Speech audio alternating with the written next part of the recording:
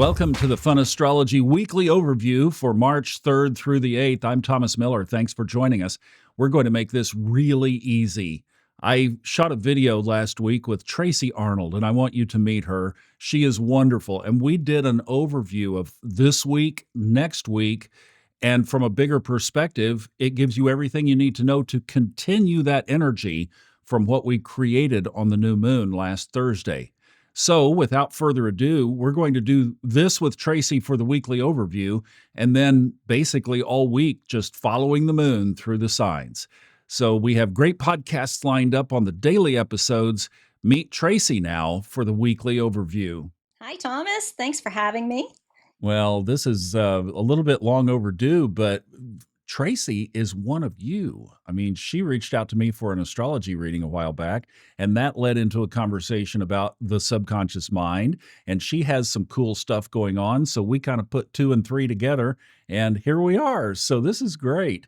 And we are at least introducing you here during March FunNess. But I thought maybe we would do a broader, deeper introduction of you later. We're kind of backwards here a little bit, but we're in the moment.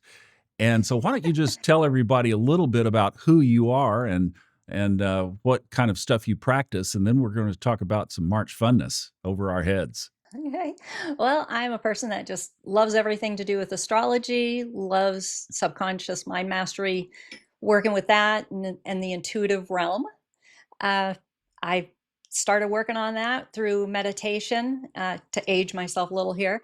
Uh, Back before we had Google and that you could Google everything to figure out how to be more connected to the home office, as you say. And so went to the library, old-fashioned style, and just found some books and started meditating and did the homework. And now I just, try to always maintain that intuitive connection. I work with it like on a dimmer switch. So that way, when I'm with people like you, like-minded souls, the dimmer switch goes up and you never know what messages come through. Oh, that what a great I've never heard that. That is so cool. Keep it on a Yeah. dimmer switch. Yeah. Well, Well, and now with Pisces season, it's really hard to keep it dimmed down. It's off the charts. It's just the doors are wide open and it's easy for anybody, even newbies to just slip into that intuitive state and connect in. boy, we're going to So, talk about that in a minute, but you have given us one amazing tease into upcoming episodes because I know everybody right now is leaning in and they're saying, "How does she do it?" That dimmer yeah, switch. So we'll get back to it. Watch for yeah, future episodes. All right, we'll tell you. right. She'll let you know what she found in that old uh, dark library, wherever that was. I can just envision that, like, oh my goodness, Yeah. thing from the past, unfortunately. All right, so you just hit the nail on the head of why we're talking right now, because we are in the middle of this March FunNess. We have all the planets lined up in Pisces. There were a lot of posts last week about all the planets that you can see at sunset, and it's true. I mean, and we get other times when they're in the chart, so to me, it wasn't that big of a headline, but they are visible and it's fun, and this energy is just absolutely amazing. And you were saying that it is really powerful right now, and man, I'm experiencing that too. So what kind of things are happening for you? For me, it's just easy to go. It's like going 0 to 60 into an intuitive bliss point. So instead of just being in that nice, comfy, intuitive zone where everything is neutral and coming in, you're hitting this high point of a bliss, what I call bliss, because you just feel so happy. And even though you're aware of everything that's going on in the world, you have that level of high energy, happiness, and just knowing that everything is as it should be and is working out even though we don't like it.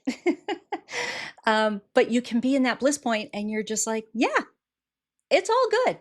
So that's what I've been experiencing. And I wish that more people could feel that because we really need a reprieve from everything that's going on in this world right now. So it's something that I wish everybody could do. I know it's not our purpose here in this necessarily this episode, but like yesterday, I was on a hike and I asked for a special sign of an owl and a hawk. I said, like an owl or a hawk. And do you know that there were, first of all, two hawks circling? They were mating. And then about an hour or so later, walking down by a creek, and there was another hawk, and Tracy, I swear, it was backlit to the sun. And looking up at that bird with its feathers backlit from below it was the most amazing thing.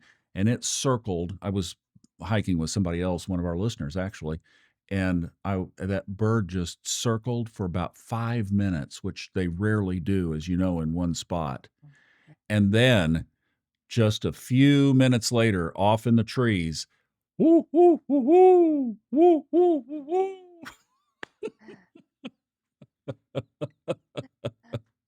Got it all. There you And I mean, and yeah, it's like, I love your analogy of the dimmer because it is like full volume, full blast. Okay, let's take care of one thing real quick. If somebody is saying, "Oh, that's fine for you two, but I'm not getting that," what would you say? meditate. Is it Meditate. silence? But Is for it getting into a state, or what is it? nope, start with the guided meditations. You don't Mm. have to, you're learning to focus your mind. So you don't want to be trying to shut everything off, because when you try to shut everything off, you're just going to sit there and hear your monkey mind. So if you start with guided meditations that take you to places that you enjoy, like if you like the ocean or walking in nature, that's going to help you to calm the mind. And it gets that part of you listening and paying attention and focused. And when you learn how to focus and quiet the mind, then you can start opening to the other side. And also, meditations with solfeggio tones in them, are the solfeggio frequencies, I should say, will help you get into different states of meditation, different areas of it. And you've talked about that before, Thomas. So you're probably more of a pro at what levels to be at. I just know that, okay, I like the sounds of this. And that's what helps me hit that intuitive state. So it's finding what works for you within the frequencies and the meditations, and over time, if you spend time doing this on a daily basis, doesn't have to be an hour, doesn't have to be half an hour, start with what you have. You're going to find that you feel so good in that space that you're going to want more of it. And you're going to start carving out the time for it and making the time for it. And you'll get to the point of where you can be in a meditative state, and your house can be, there can be a lot of hustle and bustle going on in the house because everybody's running around, but you can still be in that place of calm because you got your earbuds in, you're listening to great meditation with great music, and you're just relaxed and you get into a zone. And that's when you start learning how to tap into that intuitive space. That is so cool. You made me think of a guy. This was back in the bass fishing days when I was doing this bass fishing tournament. And this was before earbuds, before the iPhone. I mean, we didn't even have cell phones back then. And one of the top fishermen in the world practiced this kind of thing, this mindfulness in an environment where it wasn't popular and a time when it wasn't popular. But he would do exactly what you're talking about. So when he was at the event where they weigh all the fish at the end of the tournament day, a friend of mine walked up to him and asked him something. And with no earbuds in his ears, he turned and said, "Huh?" and, and my friend was offended because he thought he was just being ignored, right? So, in the chaos of the house, and you've got your earbuds in, one thing I would say is when somebody speaks to you, take your earbuds out and say, "I'm sorry, I didn't hear you. Beg your pardon." Don't go, Right? "Huh?" Right? from your Right? from your Zen zone. Well, you get to a point where you can actually just wear one earbud So you Ah, can be aware when people are talking to you, or like I have a set of earbuds that I can have different settings where I'm completely aware of everything around me, still hearing what I'm listening to, or I can turn it down, the external volume, or I can completely shut it out. So, somebody wants to talk to me, they're standing in front of me and they're waving their arms, "Hey, can you hear me?" I'm gone. So, now, yeah. one thing like we were talking about is that it is amplified right now. The connection, what you get when you connect. I was saying the door to the home office is wide open right now. It Mhm. really is. And also, this is why we're doing March Funness and why I've been talking about it, because this is unusual. Would you not agree? You've been doing this for a long time, obviously, way back to pre-computers when you first started researching this. Would you not say this is really a special amplified time? Absolutely. Absolutely. This is a gift. This is a gift of a huge opportunity to start this journey because it is so easy right now. It's easier than any other Pisces season that I've been through, with awareness. And it is a gift. You don't wanna miss it. This is the optimal time, and especially, within all the other energies that are going on, we are just really being given the opportunity to tune in and get that intuitive hit. And once you feel it, that's what you hang on to, because that's what you're going for. Just even today, and we're Yes. recording this on the day of the new moon. Right. And I've been up since about 4, which was my plan, and I've been looking exactly like I said on the podcast. I'm doing everything I talked about of looking at the rest of my life with journal in hand. In fact, I was almost at the end of this one journal, so I got on Amazon, and I will have one here before 5 o'clock this afternoon in case I run out. Right? But, you know, I mean, and then we had this recording time set, and when you gave me the green light that we were going to record, it had to shift gears. So your dimmer switch is kind of right because just okay, tone that down, come be present here. And then when we get finished, I'm going back up there. Got my tea over Right? here, and I'm going to, just keep staying in that space all day today Mhm. of dancing between, getting a few things done. But today is Mhm. just so special.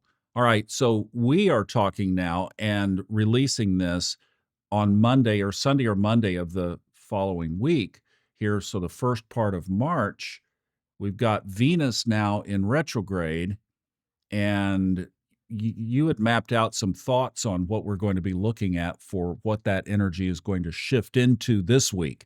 Going to be a little different than last week, don't you think? Absolutely. Like in the time that we are recording this, you have that opportunity to learn how to walk between two worlds. And when you do that, you can flow through your days in a very different way. It's not to say that you're going to do it every day, but with the energies that of the new moon, it's very heightened and you can have a really good flow kind of day.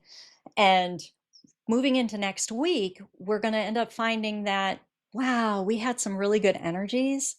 And now I'm not feeling so good. And it's because we had that higher vibration. And we're going to be having a shift that brings us down and brings us into a little bit more of a grounded space. And some people are going to love it because they're probably really tired of other people being very floaty and foggy, or they're tired of the fogginess themselves. So it's just having an awareness that it's going to start feeling a little more grounded for a few days. And then it's going to start feeling a little bit better, but things are going to come up into your awareness about, what did I decide on the new moon? What was my intention? And is it realistic? Can I really hit that? Am I going to be able to, get to that goal? And it's just hanging in and remembering how great you felt, and that when things shift again, the doubt is going to shift also. So don't despair. Hang in and know that in a couple of days that it's going to shift again, and you're going to have a little bit more of the emotion ocean going on because we have more water energy coming in with the moon, and flow through that it helps us to be aware of the gap between the conscious mind and our soul. So if you're feeling a little uncomfortable, ask, what do I need to know? And see what comes up for you. And by the time we get into, get down to that full moon, you'll have a better idea of what you need to course correct, what you need to shift. So it's knowing that there are other energies that you can focus on other than that grounded feeling. You can say, oh no, I was really enjoying that new moon. How did I feel? What meditation is going to help me? Go back to Thomas's March FunNess meditation and get back into that energy. Anytime you start feeling like the energy is waning, it's going to lift you back up, and you're going to get back into that energy vibe and be able to see with a little more clarity. So Hmm. that's, you know, it's having that awareness. When you are aware of what's going on with the subtle energies, and we do that through astrology and these conversations, you can be better prepared. It's You want to mentally prep and think about, how am I going to get ahead of it? How am I going to stay in this high vibe? And you do that with finding the meditations and the music, and um, remembering that perspective is everything. So you want to know what your strengths are, what are your weaknesses, and when you're having a moment of doubt, dig up your strengths. Don't focus on the weakness, and just shift into another state. That's just Does that awesome. make sense? No, it totally does. And I was thinking as you were kind of describing a little bit of that timeline, I was thinking about, we look at forward at these things through the lens of astrology and we think, Hmm. okay, this should play out like how we're experiencing it. And then Yeah. you have to always see how is it going to play out? And Hmm. I do also realize that while we're experiencing all this bliss and this wide open door to the home office and these downloads and even that meditation, and thank you for mentioning that again, it's the free meditation. It's on hightimelinebooks.com. It's right up at the top. And it's free for everybody during the sun's time in Pisces. And then it's going to shift to a paid meditation. We'll keep it going because that energy fell into place, but it clicked in. And I think that was just as much a part of this energy as everything. Because I'll tell you, I sat down to record that and I didn't have a plan or a script or anything. And usually I like to have a little bit of a roadmap on those meditations. I'm not kidding you. That one just fell into place, which is so Pisces. That it absolutely is. When you get in that flow state, you can create a lot of things, and it's Yeah. amazing what comes out of that energy, and that just being in the intuitive mind. Now we have the sun in Pisces. The moon is going to move on out and it will be in probably Taurus by the time we, skip Aries into Taurus already. So it's moved out. So that full on that was there during the new moon is gone by the time we're releasing this. So now we're in that gestation phase, the growth phase. The seed has been put down in the pot and now it's going to sprout and grow out and branch some leaves. And March 14th, we're going to have the full moon, as you mentioned, which is also an eclipse. So, what are you anticipating? You've given us a little bit for this week. Extrude that out of how you kind of see this whole as applying basically to the full moon as the moon is growing. How do you see? I think it's going to be really amazing. And yet full moons can be, they can be some wonky. And one other thought, maybe to weave in there too, in contrast, as you mentioned, I think at the beginning, that while we're blissing out, the collective around us is not. They're kind of freaking out, which is the flip side of Pisces. So walk us through between now and the full moon as best you see it from this point of view. Okay. So we want to find a balance point, because we find that you can't be too far in the bliss zone and you can't be too far in the grounded zone. And once you set your intentions, you've got to find a way to a degree to let it go so that it can grow. But at the same time, you need to actually be taking some action steps, because you can't just set that intention, plant that seed, and walk away. When you plant a seed, you actually have to come back and you have to water it. You have to take the action steps to make it grow. So you just want to be mindful of what the meditations, what meditations you've worked with, where they're bringing you to, what your intentions were, and how were thinking that you were going to get to where you want to go, and keep going in that stream, and knowing that as the energy shifts, you shift what you're doing, and expect that when we come to the full moon, we're going to have a whole different energy that's having a different conversation, because now the moon is opposing the sun, which is saying, hey, um, you got to really think about what you wanted to set in motion, and you're going to be very hypercritical. You could be very analytical and wanting to plan it out and figure it out, which, yeah, that's great. But you have to leave space for things to naturally occur.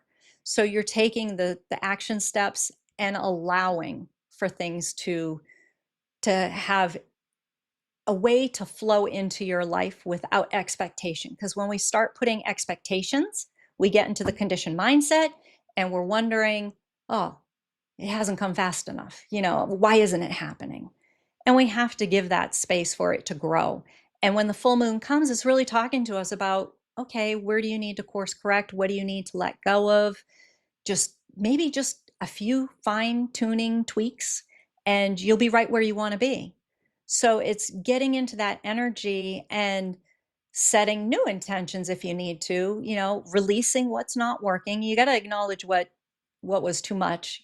We get a little overzealous with the great energies. So we come back down to reality. We come back down to the human zone, and we have to look at what is realistic and work with what is presenting to us. Does that make sense, Thomas? It totally does, and I appreciate kind of the impromptu there because that was I'm gonna spring one more on you while we're kind of, Okay. anticipating this. I don't have a thought on this, that's why I'd like to discuss it with you.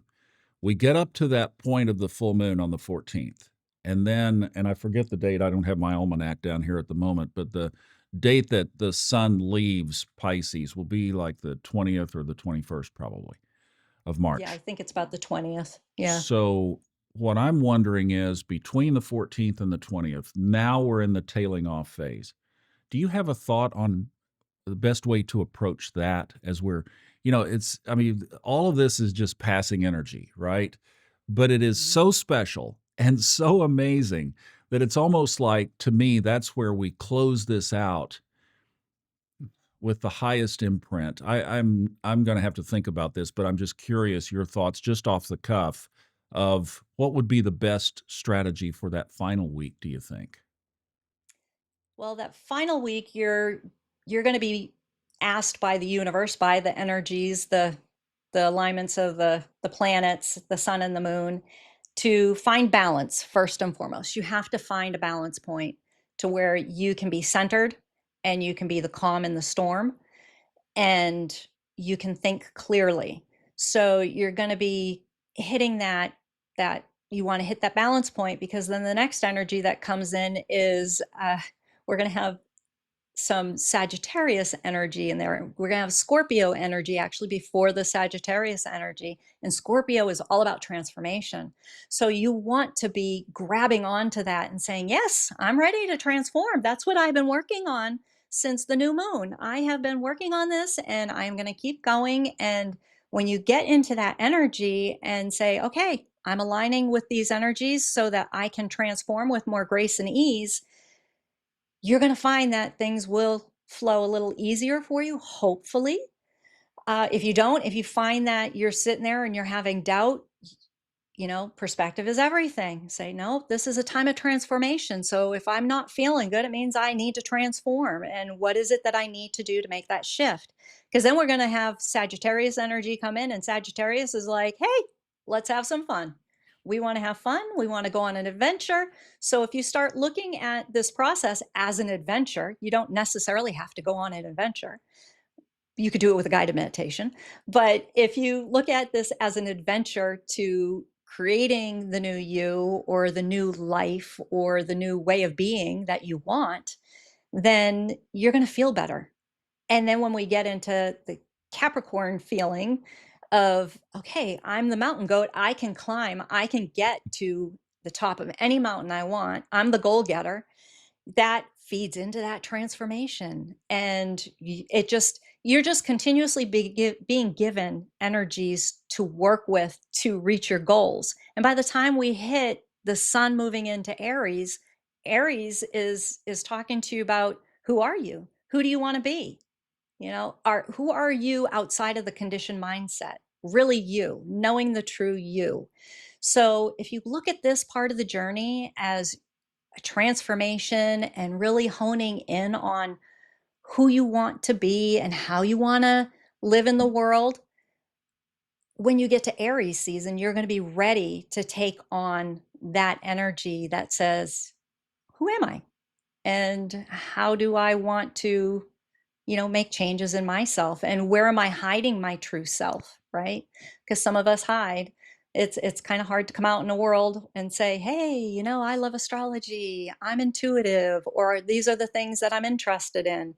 And it's okay, because you got a tribe, you got a family here with Thomas and the Fun Astrology podcast and Subconscious Mind Mastery. So you have so many things that you can tap into, that it's okay to be you.